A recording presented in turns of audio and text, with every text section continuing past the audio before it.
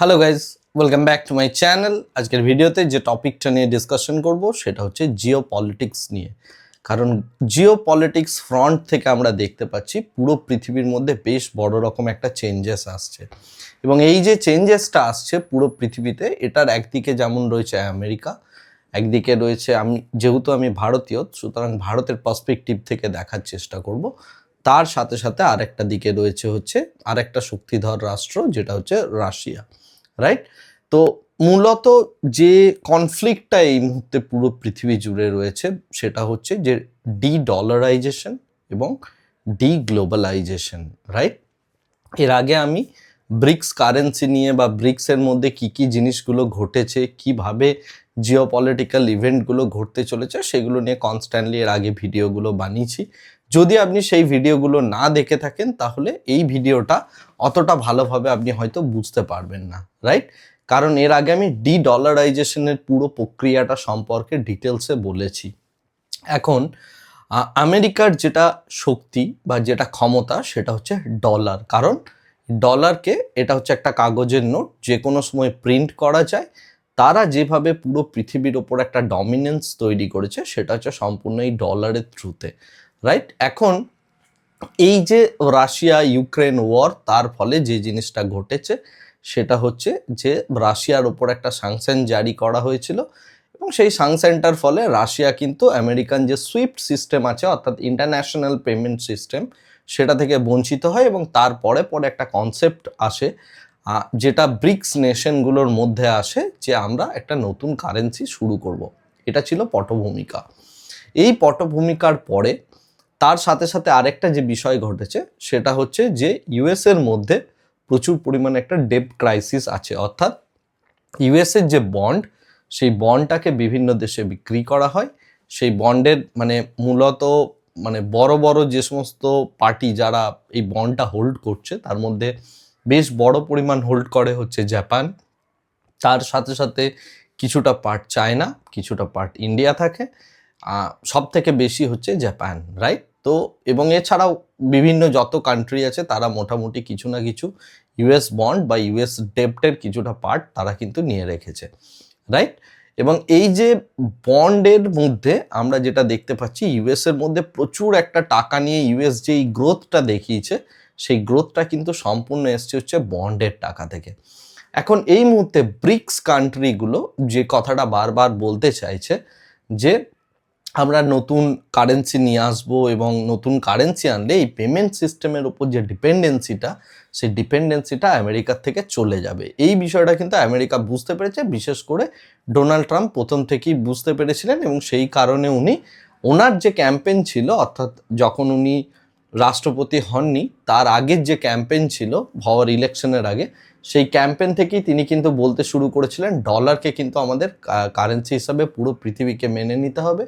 যদি কেউ না মেনে নেয় তার ক্ষেত্রে বড় রকমের স্যাংশন আসবে, এবং তার সাথে সাথে ট্যারিফস আসবে। ট্যারিফস বিষয়টা নিয়েও আমি আগে ডিসকাশন করেছি। ট্যারিফস যত বেশি বাড়াবে তত বেশি ইউএসের যে ইনফ্লেশন আছে সেটা শুট আপ করবে। উল্টো দিকে ট্যারিফ বাড়িয়ে যেটা ডোনাল্ড ট্রাম্প করতে চাইছেন সেটা হচ্ছে তার খাজানাটাকে ভরাতে চাইছেন নিজের যে জনগণ আছে তাদের থেকেই, রাইট? এই মুহূর্তে আমেরিকান ফেডের যে সিচুয়েশন, সেই সিচুয়েশনসটা মোটেও ভালো নয়। তার কারণ হচ্ছে এই যে বললাম, বিশাল বড় পরিমাণ একটা দেনা বা ধার তাদের মধ্যে রয়েছে, যেটা ধারের টাকাতে ফুলে ফেঁপে উঠেছে। তো সেই জায়গাটাকে ফুলফিল করার জন্য তারা প্রচুর পরিমাণে ট্যারিফস লাগাতে চলেছে। অলরেডি তারা কানাডা এবং তার সাথে সাথে মেক্সিকোর ওপর, অর্থাৎ নেবারিং কান্ট্রির যে সমস্ত জিনিসপত্রগুলো তারা আমদানি করে সেইগুলোর ওপর তারা ট্যারিফ বসিয়েছে 25%।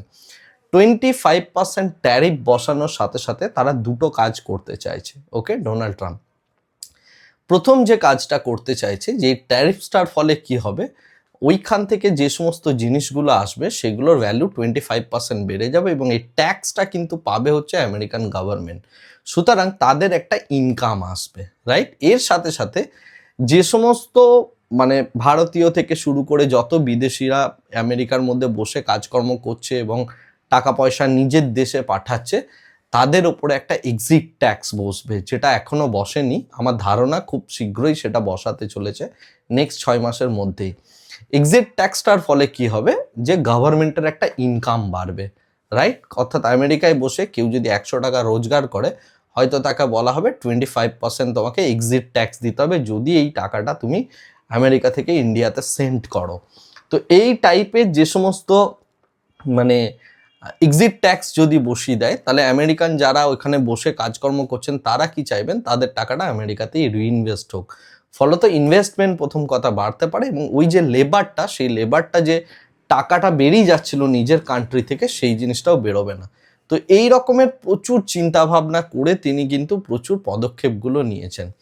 এর সাথে সাথে বিশেষ করে ভারতবর্ষের ক্ষেত্রে এবং অন্য বিভিন্ন কান্ট্রির ক্ষেত্রে ইল্লিগাল ইমিগ্রেন্টসের নাম দেওয়া হয়েছে। তো ইল্লিগাল ইমিগ্রেন্টসদেরকে কিন্তু বের করে দেওয়া হবে, বা সেই নিয়ে একটা বেশ বড় রকমের ডিসকাশন চলছে অলরেডি। মানে মিডিয়া রিপোর্ট বলছি আমি, 18,000 ইন্ডিয়ানসকে খুব শীঘ্রই পাঠানো হবে আমেরিকা থেকে। এর সাথে সাথে টাইমস অফ ইন্ডিয়ার একটা রিপোর্ট বেরিয়েছিল, সেখানে 72,000, কোনো একটা মিডিয়া চ্যানেল 7,50,000 ইত্যাদি, যে যা পাচ্ছে সেই ফিগার বলে দিচ্ছে যে এত ইন্ডিয়ানকে ফেরত পাঠানো হবে। এনিওয়ে, যদি সেই রকম ইন্ডিয়ানদের ফেরত পাঠানো হয় এবং যেরকম এনভায়রনমেন্টটা ক্রিয়েট করা হচ্ছে, তাতে কনস্ট্যান্টলি কিন্তু একটা বেশ ভালো রকম রেসিজমের এনভায়রনমেন্টের দিকে যাচ্ছে আমেরিকা। এবং এরপর থেকে আমেরিকার মধ্যে কিন্তু প্রচুর পরিমাণে অ্যাট্যাকসগুলো বাড়বে, যেগুলো আমরা আগেও দেখে এসেছি কনস্ট্যান্টলি। ফলে একটা তীব্র ন্যাশনালিজমকে এখানে প্রমোট করা হচ্ছে। এই ন্যাশনালিজমটা প্রমোট করার সাথে সাথে নতুন যে জায়গাটাতে আমেরিকা ট্যাপ করতে চাইছে, সেটা হচ্ছে যে ম্যানুফ্যাকচারিং ইন্ডাস্ট্রিটা। অর্থাৎ তাঁর বক্তব্য, অর্থাৎ ডোনাল্ড ট্রাম্প এবং তার সাথে ইউএসের প্রত্যেকের বক্তব্য হচ্ছে যে আমরা টোটাল ম্যানুফ্যাকচারিং, যেটা এতদিন পৃথিবীর অন্য বিভিন্ন কান্ট্রিজে করা হতো, এটা করতে গিয়ে কি দেখা দিচ্ছে না, আমেরিকান যে সমস্ত লোকজন আছে তারা কিন্তু কাজ পাচ্ছে না, তারা কাজ হারাচ্ছে। সুতরাং তাদের কাজের কথা ভেবে বেসিক্যালি এই সমস্ত যে কান্ট্রিগুলো থেকে তারা জিনিসপত্র আমদানি করছিল, সেই জিনিসটা বন্ধ করার জন্য তারা নিজেদের ম্যানুফ্যাকচারিং সেক্টরকে একটা দিকে নিয়ে যাওয়ার চেষ্টা করছে। তার কারণ হচ্ছে যে, অর্থাৎ আমাদের ভারতবর্ষে যেমন মেক ইন ইন্ডিয়া প্রজেক্ট হয়েছিল, ঠিক সেরকমভাবে আমেরিকাতে কিন্তু আমরা এরপর থেকে মেক ইন আমেরিকা প্রজেক্ট দেখতে চলেছি। তো এর ফলে কি হবে, এর ফলে যে জিনিসটা হবে সেটা হচ্ছে আমেরিকার মধ্যে প্রত্যেকটা জিনিসপত্র মানে উৎপন্ন তারা নিজেরা করবে। আমেরিকা হচ্ছে পুরো বিশ্বের মধ্যে সবথেকে বড় কনজিউমার এবং সবথেকে বড় ইকোনমি বলা হয়ে থাকে। এরা কি করেছে, এত বছর ধরে তাদের দেশে যে সমস্ত জিনিসগুলো মানে প্রয়োজন, সেগুলোকে উৎপন্ন করেছে বিভিন্ন গরিব রাষ্ট্র থেকে। কেন না, গরিব রাষ্ট্রগুলো লেবার অনেক কম থাকে, রাইট? লেবারের প্রাইস অনেক কম হয়, যার ফলে তারা কম পয়সায় জিনিস পেয়েছে, নাম্বার ওয়ান। সেকেন্ড হচ্ছে এই গরিব রাষ্ট্রগুলো কিন্তু ব্যবসা করতে পেরেছে এবং তাদের কিছু কিছু করে লাভ হয়েছে, যার ফলে আজকের ডেটে একটা চায়নার জন্ম হয়েছে। কারণ চায়নার এই যে পুরো, আপনি যদি চায়নার জিডিপি গ্রোথ দেখেন, 1990-এর পর থেকে চায়না অ্যাকচুয়ালি শুট আপ করেছে, এবং এটা হয়েছে হচ্ছে আমেরিকান যত সমস্ত মানে ম্যানুফ্যাকচারার ছিলেন তারা সবাই চায়নাকে দিয়েই ম্যানুফ্যাকচারিংটা করেছেন, এবং ইউরোপিয়ানরাও তাই। তো সেই সমস্ত কারণের জন্য চায়না এই লেভেলের পেরেছে। এখন মেক ইন আমেরিকা প্রজেক্ট যদি করা হয়, এই প্রথমে বলে নেওয়া উচিত যে এই চায়না, ভারত বা বাংলাদেশ, সাউথ আফ্রিকা, এই জায়গাগুলোতে কেন এই টাইপের অ্যাক্টিভিটিগুলো করা হতো, তার কারণ হচ্ছে যে তাদের প্রথম কথা হচ্ছে পলিউশন হতো না নিজেদের। যে সমস্ত ইন্ডাস্ট্রিগুলোকে মানে করতে গেলে পলিউশন প্রচুর বেড়ে যায়, সেই ইন্ডাস্ট্রিগুলোকে এই জায়গাগুলোতে এস্টাবলিশ করা হয়েছিল। এখন আমি যে কথাগুলো বলছি সেগুলো হচ্ছে কি কি করা হয়েছে, কি কি হতে পারে তার বেসিসে। পরবর্তীকালে আমি জিওপলিটিক্সে আস্তে আস্তে আসছি যে জিনিসটা অ্যাকচুয়ালি কি ঘটছে ঘটনাটা। তো যাই হোক, এই জিনিসগুলোকে যদি শিফট করা হয় আমেরিকায়, এবারে আমেরিকার পলিউশন বাড়বে, আমেরিকার লোক কাজ পাবে, এবং তার সাথে সাথে দেখতে গেলে আমরা যদি দেখি যে সমস্ত এই কান্ট্রিগুলো রয়েছে সেই কান্ট্রিগুলো থেকে কাজ হারাবে, এরকম একটা আপাত দৃষ্টিতে মনে হচ্ছে। এর সাথে সাথে ট্রাম্পের প্রচুর অ্যাগ্রেসিভ নীতি রয়েছে, যে অ্যাগ্রেসিভ নীতিগুলো প্রত্যেকটাই কিন্তু চ্যালেঞ্জড হচ্ছে, রাইট? কোথায় চ্যালেঞ্জড হচ্ছে না, কোর্টে গিয়ে চ্যালেঞ্জড হচ্ছে। যেমন তাদের যেই জন্মসূত্রে আমেরিকান নাগরিকত্ব দেয়া হতো, সেই বিষয়টা কোর্টে চ্যালেঞ্জড হয়েছে। এরকম তার প্রচুর ডিসিশনস কোর্টে কিন্তু নিয়ে যাওয়া হচ্ছে এবং কোর্ট সেটার উপর বিচার করে ডিসিশনস নেবে। যাই হোক, এখন যেটা বিষয় যে আমেরিকাকে চালাচ্ছে তাহলে ডোনাল্ড ট্রাম্প এবং তার সাথে সাথে আমরা যেটা দেখছি ইলন মাস্ক। তো এরা দুজন বেসিক্যালি বড় বিলেনিয়ার এবং সেই কারণে এদের প্রচুর স্বপ্ন রয়েছে যে আমরা এটা করব সেটা করব, বিভিন্ন কিছু জিনিসপত্রগুলো করব এবং সেই জিনিসগুলোর দিকে ধীরে ধীরে ধীরে ধীরে এগিয়ে যাচ্ছে। এখন আমেরিকার যে এই অ্যাগ্রেসিভ নীতি, এই অ্যাগ্রেসিভ নীতিতে প্রথম ডোনাল্ড ট্রাম্প একটা কথা বলেছিলেন যে আমি যদি মসনদে আসি বা আমি যদি ক্ষমতায় আসি, এসে প্রথম রাশিয়া ইউক্রেন যুদ্ধটাকে থামাবো। তো তার উপরেও তিনি পদক্ষেপ নিতে শুরু করেছেন এবং প্রথমেই তার প্রত্যেকটা ফোকাস হচ্ছে শুধুমাত্র পয়সা এবং তার সাথে ট্রেড রিলেটেড জিনিসপত্রগুলোতে।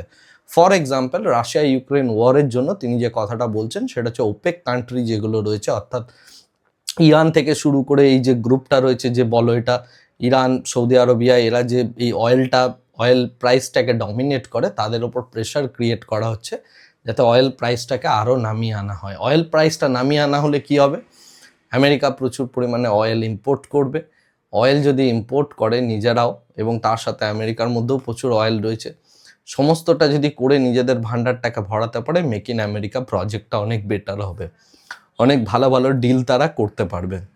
সেই কারণে একটা প্রেশারাইজ করা।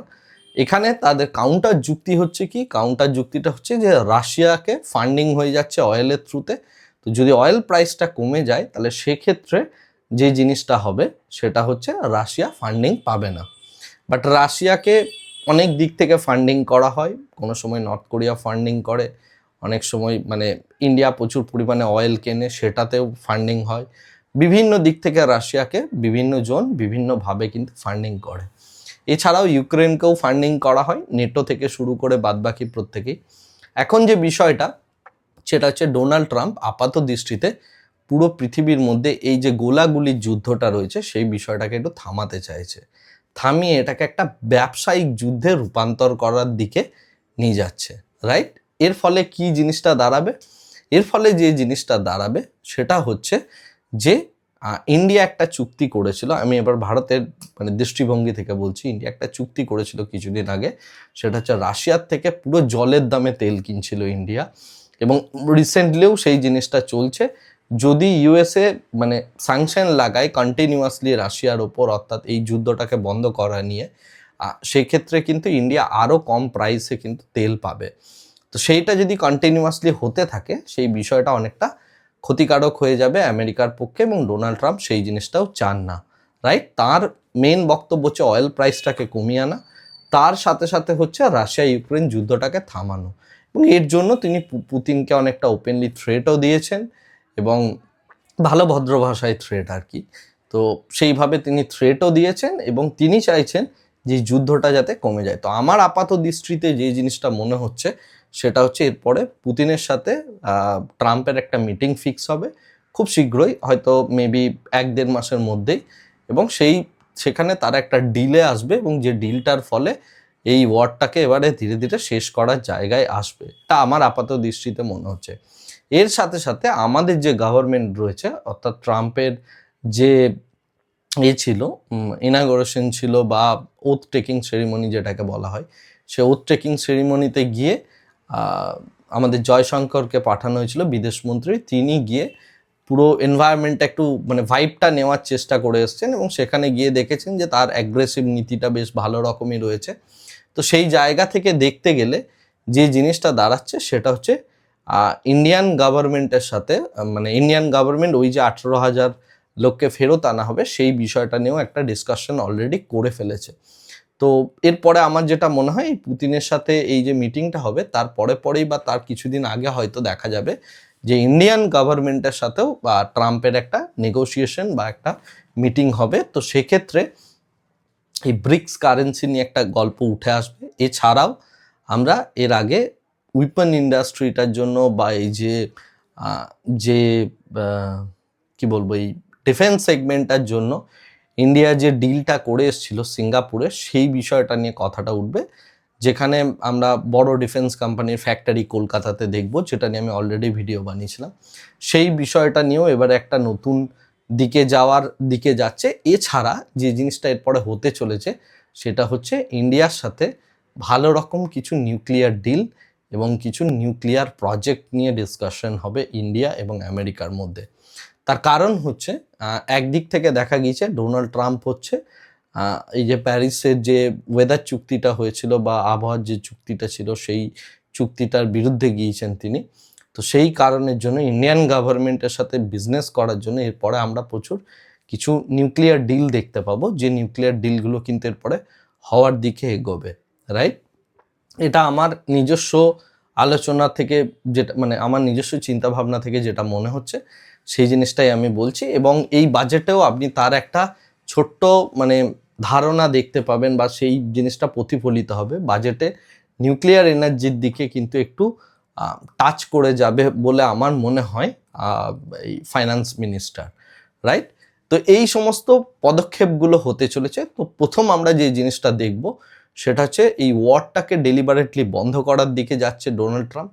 তার সাথে সাথে অয়েল প্রাইসকে তাকে একটা কমিয়ে আনতেই হবে। এখন অয়েল প্রাইস কমানো সব থেকে বড় যে জিনিসটা করা গেলে অয়েল প্রাইস কমে যায় সেটা হচ্ছে যে বেশ ভালো রকমের একটা গ্লোবাল ক্রাইসিস, রাইট?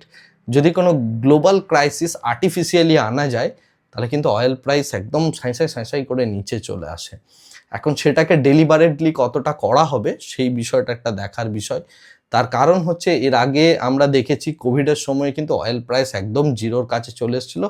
কিছুক্ষণের জন্য অয়েল প্রাইস নেগেটিভেও ছিল। যারা সেই সময় ট্রেড করেছেন তারা জানেন, ক্রুড অয়েলে যারা ট্রেড করেছেন, রাইট? তো সিমিলার টাইপ অফ ইভেন্ট আমরা হয়তো দেখতে পাবো, অর্থাৎ এই টাইপের ইভেন্ট যদি এই যুদ্ধটা না থামে বা এই সমস্ত কিছু হয়, আমেরিকা কিন্তু ডেলিবারেটলি সেরকম একটা জায়গার দিকে যাবে যাতে করে এই জিনিসটা হয়। এছাড়া আমি কানাডা এবং মেক্সিকোর কথা বলছি না, কারণ তাদের দিকে ডোনাল্ড ট্রাম্প বড় বড় রক্তচক্ষু নিয়ে দাঁড়িয়ে রয়েছেন এবং তিনি তার টেরিটরিটাকে বাড়ানোর চেষ্টা করছেন বিভিন্ন দিক থেকে এবং পুরো পৃথিবীতে এই যে ফিজিক্যাল ওয়ার সেটাকে ট্রান্সফর্ম করতে চাইছেন ট্রেড ওয়ারে। এক্ষেত্রে ভারতবর্ষের কতগুলো জায়গা থেকে লাভ হতে পারে, কতগুলো জায়গা থেকে বড় রকম ক্ষতি হতে পারে, রাইট? ক্ষতির সম্ভাবনাটা অনেকটা প্রবল। আমরা আমাদের কারেন্সিকে অনেক উপরে বাড়তে দেখছি এবং এই যে কথাগুলো বলছি আমি আজকের এই ভিডিওটায়, এই কথাগুলোর সাথে সামঞ্জস্য রেখে আগামীকাল আমি কতগুলো জিনিস আপনাদের দেখাবো বা বলার চেষ্টা করব বা বোঝানোর চেষ্টা করব, যেখান থেকে আপনি বুঝতে পারবেন যে এই সমস্ত কিছু জিনিস যা হবে এটা জেনে, এটা অ্যান্টিসিপেট করে এবং এর সাথে সাথে কিছু প্যারামিটার দেখে, বিশেষ করে ইউএসডি আইএনআর দেখে এফআইআই কিন্তু বেশ ভালো রকমের একটা এক্সিট নিচ্ছে ইন্ডিয়া থেকে। তো সেই কারণে এই যে জিও পলিটিক্যাল জিনিসগুলো রয়েছে এগুলো কিন্তু ধীরে ধীরে আমাদের স্টক মার্কেটের ওপরেও একটা প্রেশার তৈরি করছে, রাইট? আমাদের ইনভেস্টমেন্ট অনেকটা কমে যাচ্ছে। যদি আমরা দেখি মেক ইন আমেরিকা প্রজেক্ট অনেক বেশি ভায়াবেল হচ্ছে বা সেই জিনিসটা নিয়ে খুব বড় রকমের একটা হইচই হচ্ছে এবং আমেরিকা ম্যানুফ্যাকচারিং করবে, একটা বিশাল ব্যাপার হবে পৃথিবীতে। তো এই 400 বছর ধরে যে হিস্ট্রিটা চলে আসছিল, যে গরিব কান্ট্রিগুলোতেই সব কিছু উৎপন্ন করব, সেই ঢাকার মসলিন থেকে যদি আপনি শুরু করেন সেখান থেকেও এক্সপোর্ট হতো সমস্ত কিছু, এখানে নীল চাষ সমস্ত কিছু যে জিনিসগুলো হয়েছে যেগুলো হিস্ট্রি বইয়ে আমরা পড়েছি, সেই জিনিসটার কিন্তু এবার রিভার্স গেমটা দেখতে পাবো। কেন রিভার্স গেমটা দেখতে পাবো? তার কারণ হচ্ছে ডিগ্লোবালাইজেশন। ডিগ্লোবালাইজেশন জিনিসটা কি? ডিগ্লোবালাইজেশন জিনিসটা হচ্ছে 1990-এর পরবর্তী সময়ে প্রত্যেকটা কান্ট্রি তাদের নিজেদের যে ইকোনমিগুলো আছে সেগুলোকে ওপেন করে দেয় এবং পুরো পৃথিবী মোটামুটি একটা এক হওয়ার চেষ্টা করে। বিশেষত এই যুদ্ধটা শুরু হয় বা এই কনসেপ্টটা শুরু হয় 2000 সালের পরবর্তী সময়। কি হয়েছে না, সেই সময় কম্পিউটার আসতে শুরু করে পৃথিবীতে। ইন্টেলিজেন্স যে সমস্ত লোকজন ছিল তারা কিন্তু একটা জায়গা থেকে আর একটা জায়গা ব্যবসা করা শুরু করে, যেটা আমরা দেখেছি টিসিএস, ইনফোসিস, আইবিএম এই সমস্ত কোম্পানিগুলোর ক্ষেত্রে। এর সাথে সাথে ম্যানুফ্যাকচারিং থেকে শুরু করে বিভিন্ন সেক্টরের মধ্যে একটা ওপেননেস চলে আসে।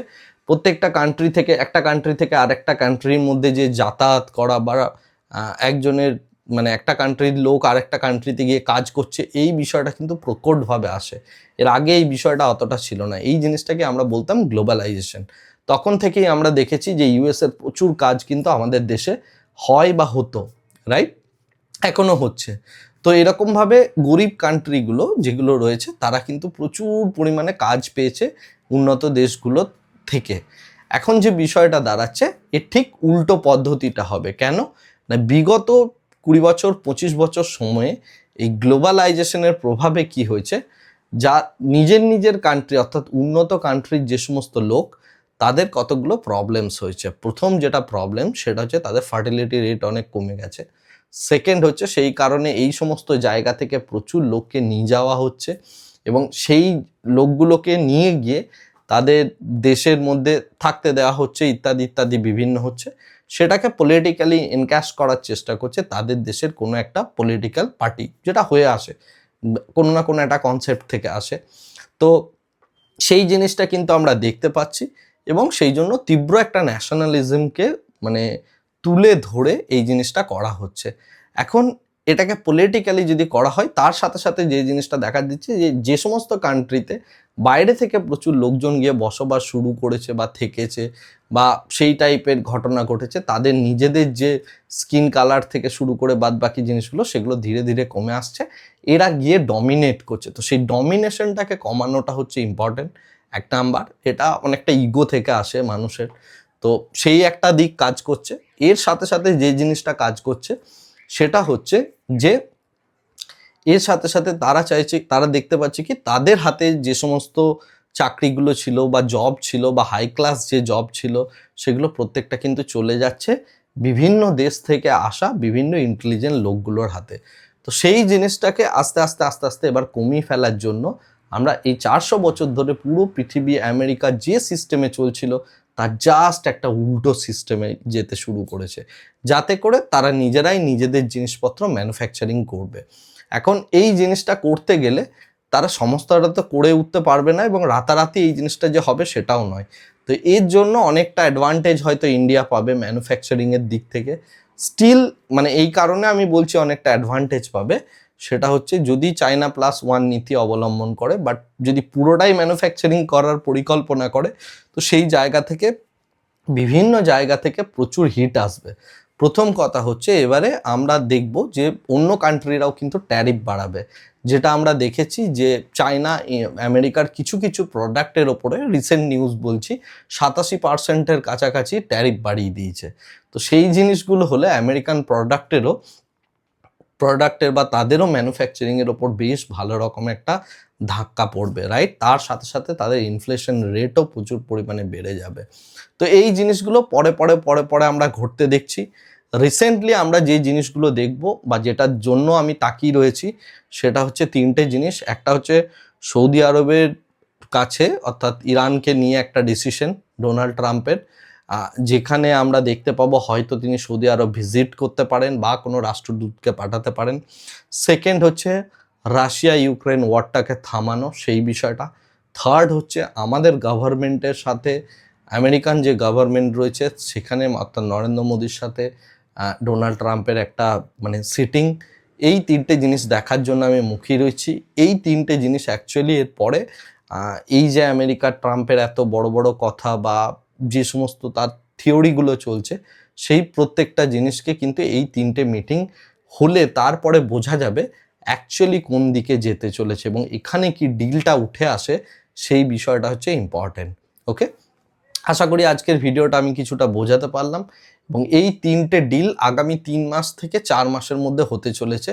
এই তিনটে মিটিং একটা একটা করে যখন মিটিং হবে সেই নিয়েও আমি আপডেট দিতে থাকবো এবং এই প্রত্যেকটা মিটিং অ্যাকচুয়ালি আমাদের শেয়ার বাজারকে একবার করে শেক করবে। ওকে, এটাকে বলা হয় শেক আউট। আপনারা ব্রেকআউট দেখেছেন, আপনারা ব্রেক ডাউন দেখেছেন, হয়তো আপনারা এই টার্মগুলো জানেন না অনেকেই। এটাকে বলা হয় শেক আউট। যখন এরকম মিটিং হবে, মিটিংয়ের পরে দেখবেন যদি কোনো ডিসিশনস আছে মার্কেট কিন্তু কোনো একটা ডিরেকশনে বেশ ভালো রকমভাবে একটু ঝাঁকিয়ে দেবে পুরো মার্কেটটাকে, রাইট? তো এই টাইপের কিছু শেক আউট ইভেন্ট আমরা দেখতে পাবো। যাই হোক, সেই জিনিসগুলো যেমন যেমন হবে আমি আপডেট দিতে থাকবো। আজকের ভিডিওটাকে আর এর থেকে বেশি দীর্ঘায়িত করছি না। আগামীকাল এফআইআই এর টোটাল ইন্টেনশনের ওপর আমি একটা ভিডিও বানাবো। তারপরে আগামী বাজেটে কি কি হতে চলেছে বা কোন কোন সেক্টর থাকছে, তার সাথে সাথে কোন কোন মানে ইন্ডাস্ট্রিগুলোর দিকে কি এক্সপেকটেশন করা যেতে পারে বা বাজেট থেকে কোন জিনিসটা উঠে আসতে পারে সেই বিষয়টা নিয়েও আগামী সপ্তাহের দিকে আমি ভিডিও বানাতে থাকবো। আজকের ভিডিওটাকে এখানেই শেষ করছি। Thank you very much, bye bye, tata.